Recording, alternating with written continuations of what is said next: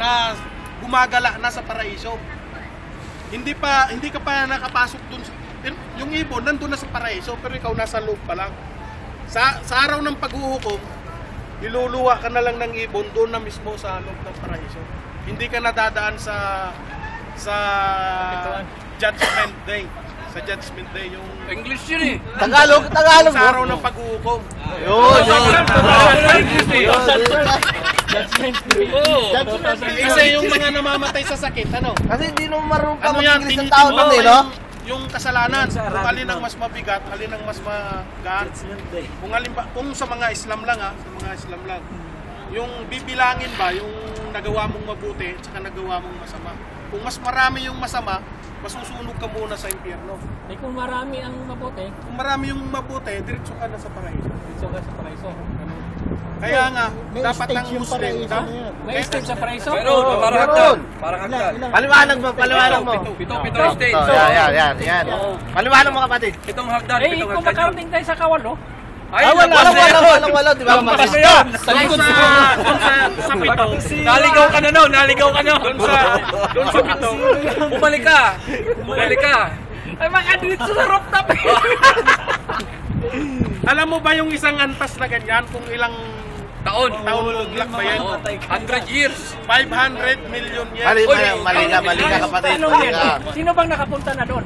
Wala pa. Ang anghel, ang Panginoon at saka anghel. Ikaw, pag natutulog ka sa... Hindi, dapat sana kung mayroon sana kung sino mauna sa atin doon, magsabi sana dito na I-text na lang.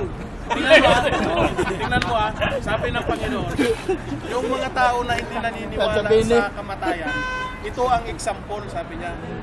Kapag ikaw ay natutulog, wala kang malay. Ano ba ang nararamdaman mo sa iyong Sob, may tanong ako. Ano kaya mangyari kaya ito?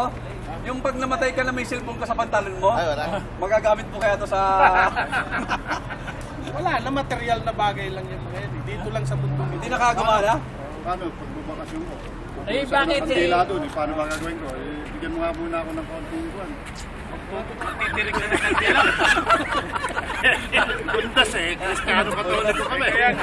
Pag sabi ka sa amin, Ganito yan. Ang ano dyan, ang pangaral dyan, gawin mo ang iyong ginagawa. Gagawin ko ang aking ginagawa. At pareho tayong maghihintay kung kailan tayo mamamatay. Yun. At doon, malalaman nating parehas kung sino ang nasa tuwid na landas. Makikita ba kayo? Ay, Huwag kang liliko. ito pala ang advisor ni Aquino. Presidente Aquino, tuwid na landas. Tuwid na daan siya eh. Hindi, pareho Tuwid na daan siya. tuwid na landas din yun. Si Aquino, laging sinasabi tuwid na daan eh. Tuwid na landas. Ganun yan, di ba? Ano, nasa pa tayo kanina na... Ito hagdanan. Sa hagdanan. Tira pa ko nito eh.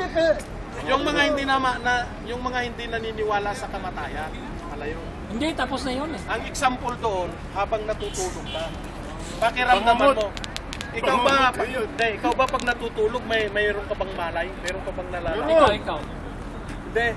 Tayong lahat, di ba, nakakaalam?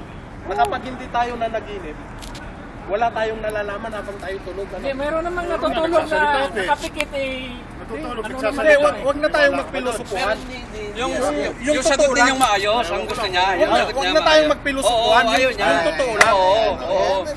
Kasi kung magpipilosopo kayo, mawawala na siya. Sige nga, kayo ano? Ano, gusto ba din niya? Ang tao, kapag natutulog, kinukuha ng Panginoon ang kanyang